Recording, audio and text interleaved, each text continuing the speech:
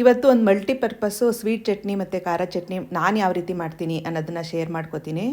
ಇದು ಮಾಡಿಟ್ಕೊಂಡ್ಬಿಟ್ರೆ ಸ್ಯಾಂಡ್ವಿಚ್ಚು ಮತ್ತು ಬನ್ ಮಸಾಲ, ಟಿಕ್ಕಾ ಪೂರಿ, ಬೇಲ್ಪೂರಿ ಮತ್ತು ಚಪಾತಿ ಮೇಲೆ ಸ್ಪ್ರೆಡ್ ಥರ ಯೂಸ್ ಮಾಡ್ಕೋಬೋದು. ಎಲ್ಲದಕ್ಕೂ ತುಂಬ ಚೆನ್ನಾಗಿರುತ್ತೆ ಮಲ್ಟಿಪರ್ಪಸ್ ಚಟ್ನಿಗಳು ಇವೆರಡುವೆ. ನಾನು ಇದಕ್ಕೆ 1 ಬೌಲಷ್ಟು ಫ್ರೆಶ್ ಆಗಿರುವಂಥ ಪುದೀನ ಎಲೆಗಳನ್ನ ಚೆನ್ನಾಗಿ ತೊಳೆದು ಇಟ್ಕೊಂಡಿದ್ದೀನಿ. 1 ಬೌಲ್ ಪುದೀನ ಸೊಪ್ಪಿಗೆ ಅರ್ಧ ಬೌಲು ಕೊತ್ತಂಬರಿ ಸೊಪ್ಪನ್ನ ಚೆನ್ನಾಗಿ ತೊಳೆದು ಅದನ್ನು ಕೂಡ ಸೇರಿಸ್ಕೊಂಡು ಎರಡು ಹಸಿರುಮೆಣಸಿನ್ಕಾಯಿ, ರುಚಿಗೆ ತಕ್ಕಷ್ಟು ಉಪ್ಪು ಮತ್ತು 1 ಹೆಬ್ಬೆರಳು ಗಾತ್ರದಷ್ಟು ಬೆಲ್ಲ, 1 ಹೆಬ್ಬೆರಳು ಗಾತ್ರಕ್ಕಿಂತ ಕಡಿಮೆಯಷ್ಟು ಶುಂಠಿ, 1 ದೊಡ್ಡ ಟೀ ಸ್ಪೂನು ಹುರಿದು ಪುಡಿ ಮಾಡಿಟ್ಕೊಂಡಿರೋವಂಥ ಜೀರಿಗೆ ಪುಡಿ ಇಷ್ಟನ್ನು ಸೇರಿಸಿ ಸ್ವಲ್ಪ ಅಗತ್ಯಕ್ಕೆ ತಕ್ಕಷ್ಟು ನೀರು ಹಾಕಿ ನುಣ್ಣಗೆ ಪೇಸ್ಟ್ ಮಾಡಿ ಇಟ್ಕೊಂಡಿದ್ದೀನಿ. ಇದನ್ನು ಫ್ರಿಡ್ಜಲ್ಲಿ ಇಟ್ಕೊಂಡ್ರೆ 1 ತಿಂಗಳ ತನಕ ಯೂಸ್ ಮಾಡ್ಬೋದು. ಇದನ್ನು ಉಪಯೋಗಿಸ್ಕೊಂಡು ಮುಂದೆ ಯಾವ ಡಿಶ್ ಮಾಡ್ತೀನಿ ಅನ್ನೋದನ್ನು ನಿಮ್ಮ ಜೊತೆಲಿ ಶೇರ್ ಮಾಡ್ಕೊತಾ ಹೋಗ್ತೀನಿ. ಇನ್ನು ಅದಾದಮೇಲೆ ಸ್ವೀಟ್ ಚಟ್ನಿ ಮಾಡೋಣ ಅಂತಂದ್ಬಿಟ್ಟು ಇಲ್ಲಿ ಜೀರಿಗೆನ ಹುರಿದು ಈ ಮಿಕ್ಸಿ ಜಾರಲ್ಲಿ ಪುಡಿ ಮಾಡಿ ಇಟ್ಕೊಂಡಿದ್ದೆ.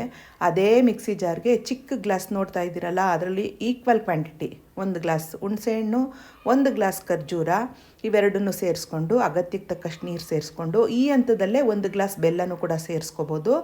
ಅಥವಾ ಬೆಲ್ಲ ಈ ಹಂತದಲ್ಲಿ ಸೇರಿಸ್ಕೊಳ್ದೇ ಇದ್ದರೂ ಕುದಿಸ್ಕೋಬೇಕಾದ್ರೆ ಸೇರಿಸ್ಕೋಬೋದು. ನಾನು ಈ ಹಂತದಲ್ಲಿ ಸೇರಿಸ್ಕೊಳ್ಳೋಲ್ಲ, ಸ್ವಲ್ಪ ಪಾಕ ಬಂದಂಗೆ ಆಗ್ಬಿಡುತ್ತೆ ಅಂತಂದ್ಬಿಟ್ಟು.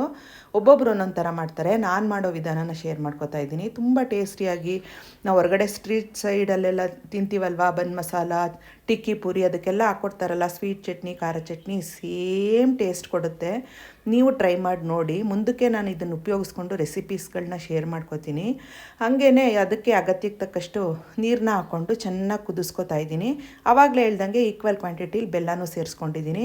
ನೋಡಿ, ಈ ಹಂತಕ್ಕೆ ಬರಬೇಕು. ಸ್ಲೋ ಫ್ಲೇಮಲ್ಲಿ ಕುದಿಸ್ಕೋಬೇಕು, ಸೀದೋಗುತ್ತೆ ನೋಡದೆ ಹೋದರೆ. ಸ್ಲೋ ಫ್ಲೇಮಲ್ಲಿ ಹತ್ರನೇ ನಿಂತ್ಕೊಂಡು ತಿರುಗಿಸ್ತಾ ಈ ಹಂತಕ್ಕೆ ಬರೋ ತನಕ ಕುದಿಸ್ಕೊಂಡ್ರೆ ನೀರಿನಂಶ ಎಲ್ಲ ಹೋಗಿ ಗಟ್ಟಿಗೆ ಒಂದು ಪೇಸ್ಟ್ ಥರ ಆಗುತ್ತೆ. ಇದು ಚಪಾತಿ ಮೇಲೆ ಅಥವಾ ಈ ಬನ್ ಮಸಾಲ ಮಾಡ್ತಾರಲ್ಲ ಅದ್ರ ಮೇಲೆಲ್ಲ ಸ್ಪ್ರೆಡ್ ಮಾಡೋಕ್ಕೆ ಈ ಕನ್ಸಿಸ್ಟೆನ್ಸಿಲೇ ಇರಬೇಕು.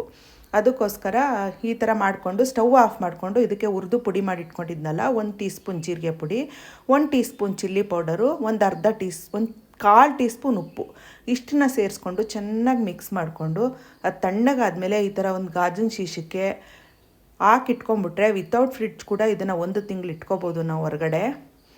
ತುಂಬ ಯೂಸ್ಫುಲ್ ಚಟ್ನಿಗಳಿವೆರಡುವೆ.